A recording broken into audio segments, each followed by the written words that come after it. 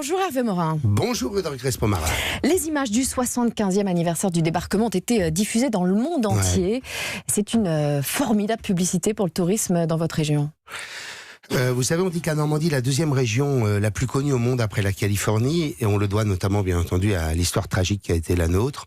C'est un tourisme qui se développe beaucoup.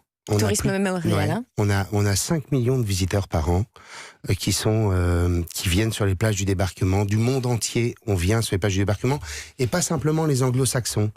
Et donc on a toute une politique de développement mémoriel, et on a ce dossier qui malheureusement a été arrêté par l'UNESCO, qui est le classement des plages du débarquement au patrimoine mondial, qui serait le premier lieu de guerre classé au patrimoine mondial de l'UNESCO. Hervé Morin, Valérie Pécresse, qui était déjà marginalisée au sein des Républicains, ça, c'est vous qui dites. Moi, si, c'est pas moi, c'est un constat. A bien fait de quitter le parti pour mettre les choses au clair. Écoutez, ça, il y a deux choses différentes dans cette histoire. Il y a pour nous l'impérieuse obligation de se retrouver tous autour de la table. C'est ce que je souhaitais, quel que soit le résultat des élections européennes, que Gérard Larcher, compte tenu de ses fonctions, soit en capacité de remettre autour de la table des gens qui ne se parlent plus depuis des années. Bien. Après, dans ces personnes, il y a des gens qui sont républicains et puis d'autres qui ne le sont pas, comme moi. L'essentiel, c'est qu'on soit autour de la table, et pour cela, Valérie continue à dire « je vais participer à la refondation de notre projet politique ». Non mais, est-ce qu'elle a bien fait de quitter le parti ? Mais c'est deux choses différentes. Bon, ça c'est son problème, c'est pas le mien. Non mais vous avez bien un avis là-dessus. Est-ce qu'elle a bien fait de quitter le parti ? Mais je vous assure que c'est pas le débat. Le débat. Vous n'avez pas d'avis sur la question ? Non, c'est pas ça le sujet. C'est pas parce que je veux pas répondre à votre question. Un peu quand même. Non, je vous assure que non. Le débat, il est simple. Il est d'abord une question profonde, démocratique. Alors pour nos compatriotes, ils se disent c'est encore des histoires de partis politiques. C'est plus lourd que ça. Emmanuel Macron a enfermé le débat démocratique dans moi ou le Rassemblement national. Ça a été surjoué durant toute l'élection européenne. Les chefs des partis de droite et de gauche l'ont un peu aidé quand même. Hein. D'accord, peut-être, mais c'est quand même ça.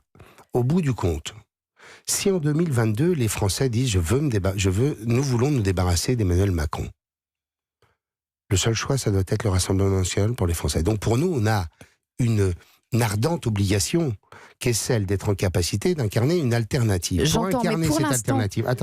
Pour incarner cette alternative, il faut aussi qu'on soit en capacité de rebâtir et de refonder un projet. D'où le fait que nous allons faire des conventions régionales.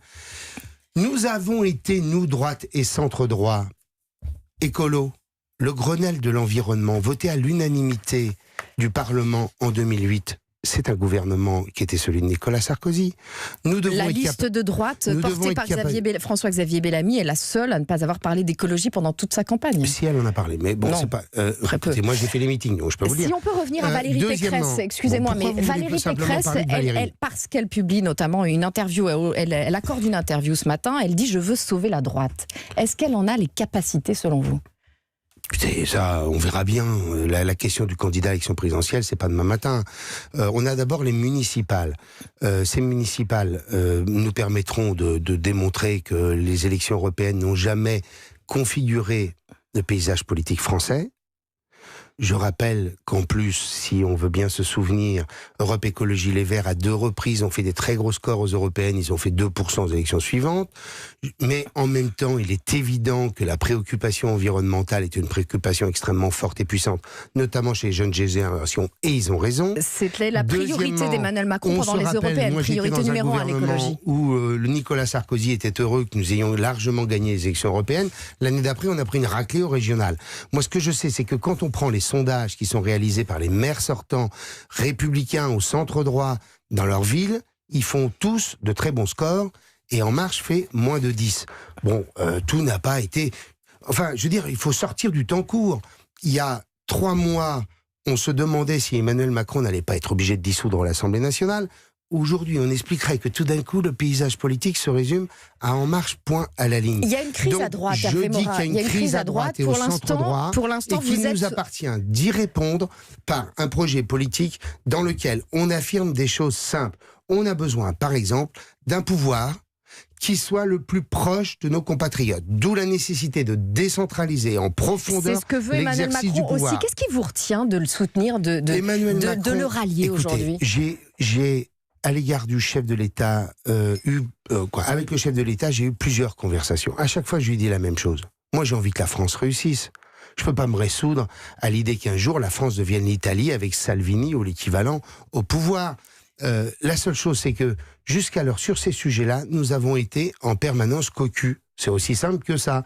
C'est-à-dire qu'on a eu un discours, je vous rappelle, puisque vous lisez... Il appelle aujourd'hui à un acte de décentralisation. Il a écrit un livre qui s'appelle Révolution. Je l'ai relu sur les plages l'été dernier.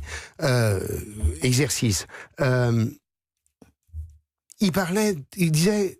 tout ne peut plus se décider à Bercy, tout ne peut pas se décider à l'Élysée. Il faut décentraliser les pouvoirs, il faut faire comme font tous les pays européens. Il appelle à cela aujourd'hui. Qu'est-ce qui vous retient de le rejoindre ? Pendant 2 ans, on a exactement le contraire. Et aujourd'hui il y a une quarantaine de maires, par exemple, Hervé Morin, une quarantaine de maires de la droite et du centre qui appellent à soutenir Emmanuel Macron. Ils considèrent que sa réussite sera aussi la réussite de la France. Vous ne souhaitez pas la réussite du président ? Mais attendez, vous croyez que j'ai envie que ma région ne réussisse pas ? En fait, je ne comprends pas pourquoi vous ne rejoignez pas Emmanuel Macron, vous qui êtes centriste, et on voit aujourd'hui que le centre vogue un peu entre Emmanuel Macron, ce qui reste de la droite. Qu'est-ce qui vous retient au fond ? Moi, écoutez, je suis profondément décentralisateur. Et vous ne croyez pas en la volonté d'Emmanuel Macron aujourd'hui de s'appuyer davantage sur les territoires ? Je vous donne rendez-vous dans quelques mois, puisqu'on a quelques mois pour construire l'exercice. Je suis pour un pays qui ne vit pas au-dessus de ses moyens et qui ne laisse pas filer le déficit. Je vous rappelle que pendant plusieurs mois, la majorité a mis lourd sur la table. On est tout de même le pays, aujourd'hui, avec les déficits les plus élevés d'Europe, plus que l'Italie. On a un endettement qui repart de plus belle. Je suis pour un pays dans lequel tous les pouvoirs ne sont pas concentrés dans les mains d'un homme avec une évolution institutionnelle majeure. Bon, il y a des sujets. Il n'y a pas simplement l'écume des choses. Hervé Morin, avec Gérard Larcher, donc vous cherchez à créer pour l'instant une coalition de droite et du centre. Vous n'avez pas l'impression qu'aujourd'hui c'est Emmanuel Macron qui incarne cette droite et centre, par exemple à Matignon, on le sait tous, à Matignon, Édouard Philippe, à Bercy, Gérald Darmanin, Bruno Le Maire, que vous aviez soutenu pendant la présidentielle, au territoire, Sébastien Lecornu, le Normand comme vous, une belle équipe de droite. Qu'est-ce qui vous retient de les rejoindre ? Ce que je vous ai dit, je dis très clairement que il y a toute une série d'équations sur lesquelles on est aujourd'hui en attente de solutions. L'équilibre des comptes publics, la baisse réelle des prélèvements obligatoires qui ont atteint des sommets, la question claire de la réforme de la formation. Est-ce qu'on va enfin mettre en place un système en France où on cesse d'avoir une multitude d'acteurs qui empêchent le pays de pouvoir répondre à une équation simple?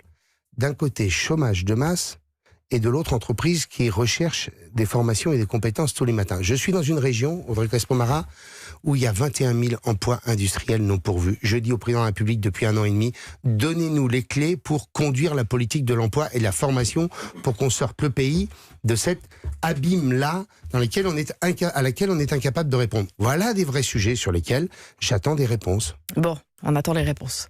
Merci. Hervé Morin. Juste une question, vous êtes plutôt Nadal ou Federer, Hervé Morin ? Écoutez, je joue. Il vous répondra peut-être davantage.